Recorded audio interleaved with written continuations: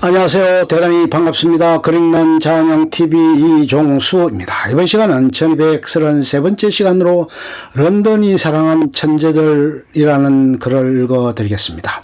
런던이 사랑한 천재들 세례, 낭만과 동경의 도시 런던 예술기행, 해가 지지 않는 대영 제국의 심장 런던의 상징인 빅벤과 런던 아이, 템즈강, 웨스트민스터 사원, 트라팔가 광장, 대형 박물관, 런던이 낭만과 동경의 도시임을 말해주는 런던의 명물들이다. 런던이 매력적인 이유는 이뿐만이 아니다. 다양한 문화가 공존하는 다양성의 전시장이자 자유주의의 요람. 런던은 마차가 다니던 19세기 시절 도로가 아직 그대로 있다. 오래된 건물 외벽에는 역사의 이름을 남긴 사람들을 기념하는 플라크들이 곳곳에 붙어 있다. 바로 우리가 교과서에서 배운 세계사 최초로 기록되며 세상을 바꾼 사람들이다. 이 책은 런던을 무대로 불꽃같이 삶을 살다간 6명의 천재들을 통해 런던을 재발견하는 낭만적인 런던 예술 기행서이다. 비극적 희극의 거장 찰리 채플린, 독설과 통찰력의 작가 조지 오웰, 역사를 바꾼 영웅 윈스턴 처칠, 피트팬의 작가 제임스 베리, 선구적 페미니스트 버지니아 울프, 범민을 사랑한 천재 찰스 디킨스에 이르기까지 런던 곳곳에 남아있는 천재들의 흔적과 위대한 성취를 통해 아름답고 유서 깊은 도시 런던을 들여다본다.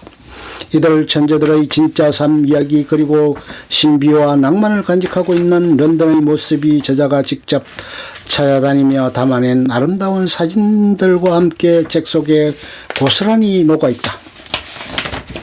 런던은 어떤 도시인가? 영원히 매혹하고 자극하며 희곡과 이야기와 시를 준다. 버지니아 울프.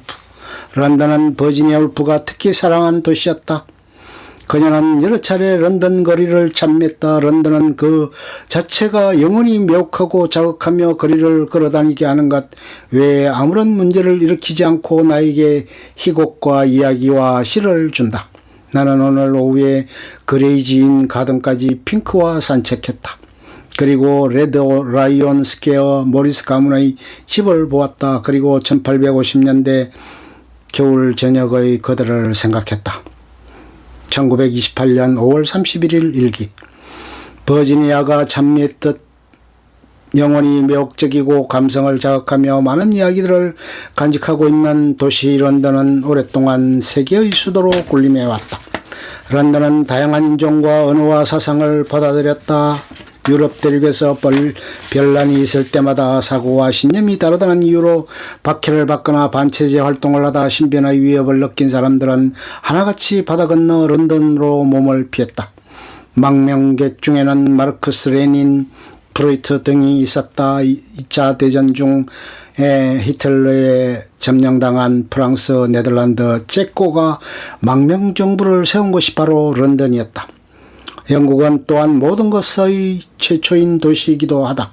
어해민주주의, 산업혁명, 자본주의, 사회주의, 전기기관, 철도, 지하철, 보험, 축구, 럭비, 크리켓, 보이스카우트, 홀리건. 영국의 어해민주주의는 알려진 대로 실력 있는 국민이 수백 년에 걸친 왕가의 투쟁 끝에 얻어냈다. 자유, 평등, 인권, 복지, 기본권, 언론자유, 여성 참정권 등의 권리는 영국에서 최소한 200년 걸려 쟁취한 것이다.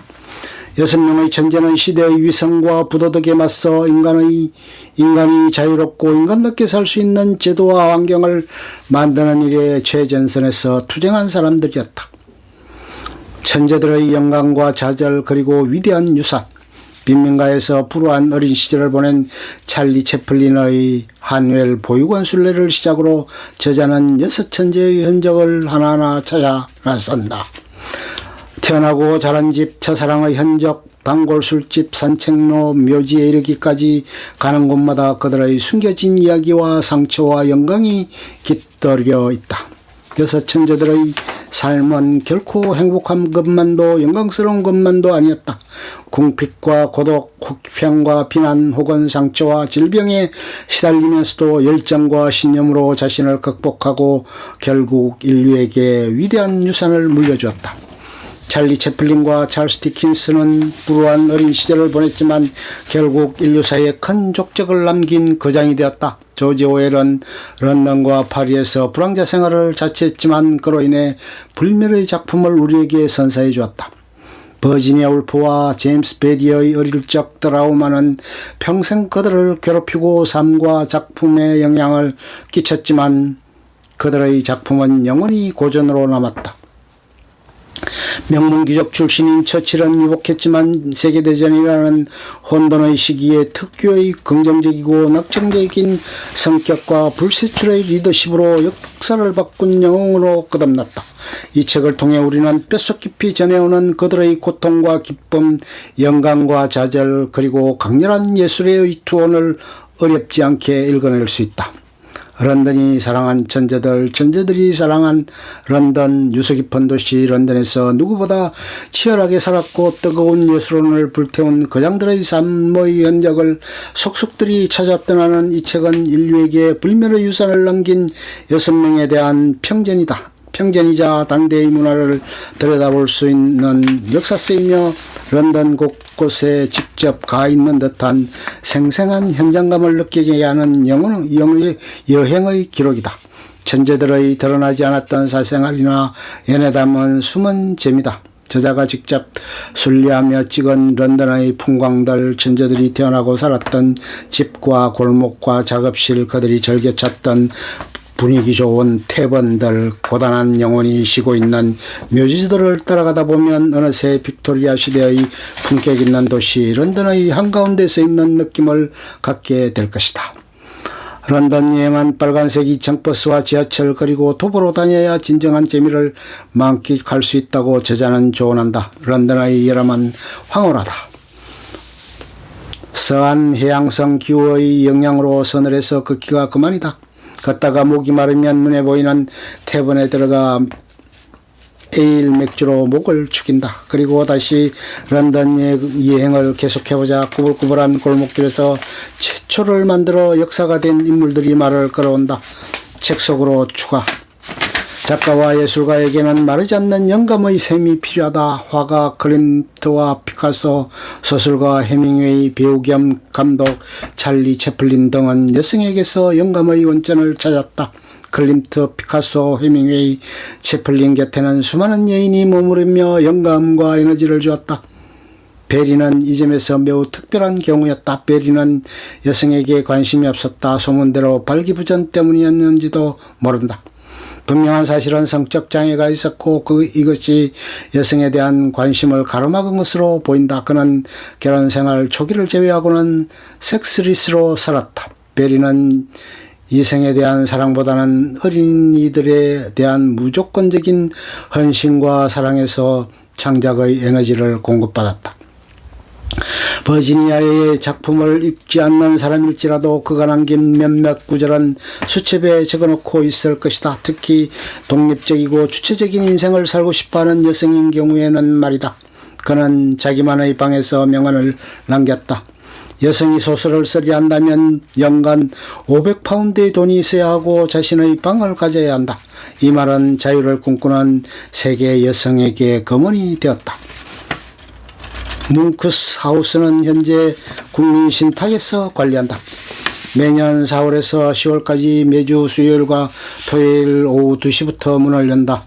뭉크하우스의 외벽에는 장미 덩쿨이 감싸고 있었다. 내가 도착했을 때 독일인 부부를 포함한 4사람이 집 앞에서 서성거리고 있었다. 지도상에도 잘 나오지 않는 로드메리 어떻게 전 세계에 또 한국에까지 알려질 수 있었을까? 마을에는 작은 식당이 하나 있는데 뭉크스 하우스가 문을 여는 수요일과 토요일 점심에는 손님이 가득 찬다. 모두가 버지니아를 만나러 온 순례자들이다.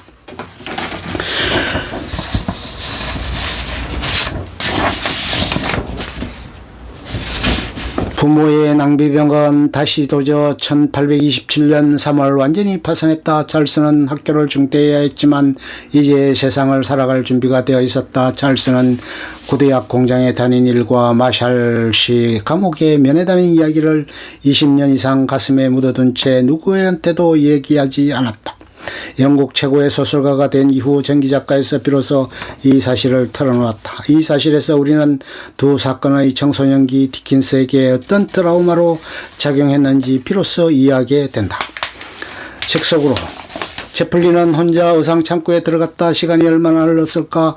의상실 창고 문이 열리고 한 인물이 걸어나왔다. 이제까지 어디에도 존재한 적이 없는 인물, 그러나 오늘날까지도 지구상에서 가장 유명한 캐릭터 떠돌이였다. 넓고 헐렁한 바지에 꽉 낀 우옷, 커다란 구두와 작은 중산모, 짧은 코수염과 대나무 지팡이 비애를 자아내는 희극적 캐릭터 떠돌이가 탄생한 것이다.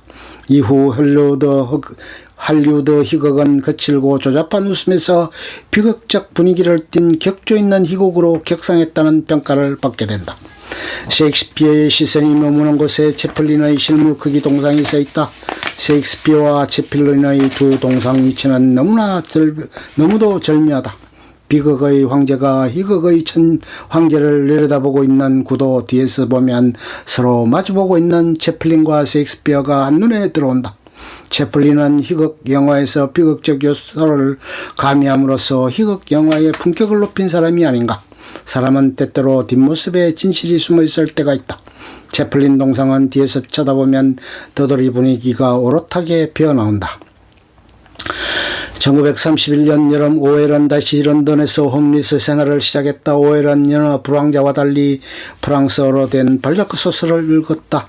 프랑스어 소설책을 읽는 노숙자, 진짜 불황자로부터 위장 취업자로 의심받기 좋은 상황이지만 당시 프랑스어 책은 포르노로 간주되어 아무런 문제가 되지 않았다. 드락발과 광장의 노숙자는 오웰 작품에 여러 번 등장한다. 불멸의 작품을 탄생시킨 그 공간과 환경은 70여 년이 지난 지금도 변함이 없었다. 승용차가 발독을 거쳐 런던으로 들어가는 고속도로로 접어들었다. 자동차들이 질주해 향연을 벌이고 있었다. 소음과 매연 속에서 나는 비로소 깨달았다. 오웰이 왜 이 멀고 먼 오지로 들어와 글을 썼는지를. 관계의 사슬로부터 자신을 해방시키고 자인의 순수성에 자신을 개방시키는 그런 공간이 예술적 천재들에게는 꼭 필요했던 것이다. 궁전 관람은 결국 처칠 생애를 일별하는 것으로 압축된다. 처칠이 아니었다면 외국인이 무엇 때문에 영국 귀족의 궁전에서 다리품을 팔겠는가.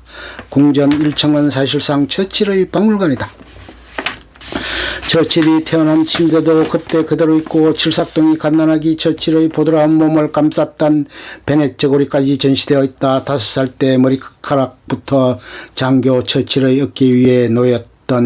견장 21세 생일에 아버지로부터 받은 금시계줄 처칠이 그린 풍경화로 제작된 홀막 사이의 연합장 카드까지.